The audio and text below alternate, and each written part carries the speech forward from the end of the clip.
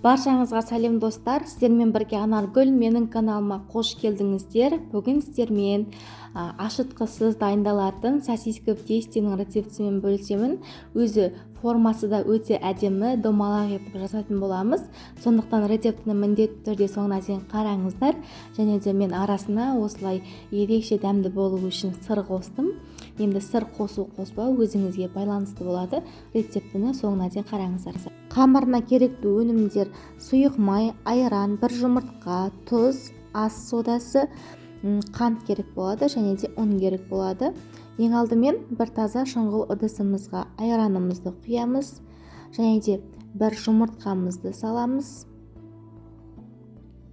Тұзымызды, ас содасын және де қантымызды саламыз. Менде тұз бен сода 1 шай қасықтан, ал қант 1 ас қасық және де 50 грамм сұйық майымызды құйып, барлығын жақсылап араластырып аламыз.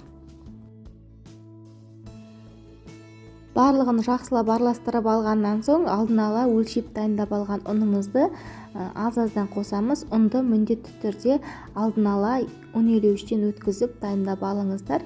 Осылай алдымен қасықпен араластырып қамыр илеймін. Содан соң қолыммен жақсылап иін қандырып қамыр илейтін боламын. Менде 500-550 грамм шамасында ұн кетті. Описанияға да солай жазып қоямын. Қамырыңыз өте жұмсақ болуы керек. Соған қарай артық мөлшерде ұн қоспауға тырысыңыздар. Мінекей біздің қамырымыз дайын болды. Осы қамырды бетін жауып 5 минутқа тындырып қоямыз. Сол арада сосискамызды және де сырымызды турап дайындап аламыз. Құрметті менің көрермендерім, егер сіз менің арнама тіркелмеген болсаңыз, тіркеліп, жанындағы қоңырауша белгісін басып қоюды ұмытпаңыздар. Сол кезде сіз менен шыққан әрбір рецептіні бірінші болып қарайтын боласыз. Мінекей біздің 5-10 минут тұрған қамырымыз жақсылап иін қандырып алғаннан соң жұқалап оқтаудың көмегімен жайып дайындап аламыз. Қамырды жайған кезде шамамен 2-3 мм болатындай етіп жайғандарыңыз дұрыс. Өйткені қамырыңыз қатты қалың болып кетсе де қазір арасы піспей қалады. Мінекей осындай қалыңдықта жұқалау қамыр жайып алып, үйде бар бокалдың немесе арнайы осындай домалақ форманың көмегімен кесіп дайындап аламыз.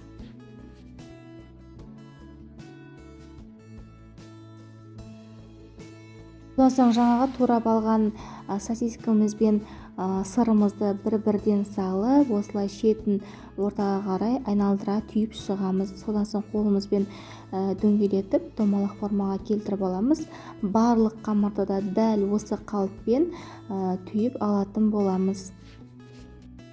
Сырды ұнатпайтын болсаңыз, сыр қоспай-ақ қойсаңыздар болады. Және де түйген кезде мұқият ашылып кетпейтіндей етіп қатты қысып жақсылап түйіп шығыңыздар. Мінекей мен барлығын түйіп дайындап алдым. Енді арнайы табаға май құйып, майымыз қызғаннан соң осы қызып тұрған майда сосиска тестелерімізді қуырып аламыз. Және де орташа отта қуырғандарыңыз дұрыс. Өйткені қатты отта қуырсаңыздар арасы піспей қалады. Сондықтан да оттың асты орташа отта барынша қызартып, әдемілеп пісіріп аламыз.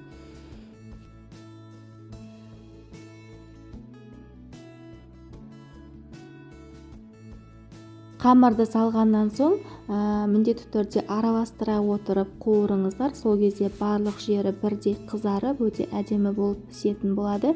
Және де тағы қайталап айтайын, оттың асты орташа отта тұруы тиіс. Мінекей достар, осымен біздің өте дәмді әрі өте әдемі болып шығатын ерекше сосиска в тестелеріміз дайын. Балаларыма өте қатты ұнады. Сіздерге де міндетті түрде жасап көрулеріңізге кеңес беремін. Ас болсын. Рецепт ұнаса, міндетті түрде каналыма тіркеліп, жанындағы қоңырауша белгісін басып қоюды ұмытпаңыздар. Қазақша контентті қолдап қойыңыздар. Алда қандай рецепттер күтесіздер, комментарийға жазып қойыңыздар.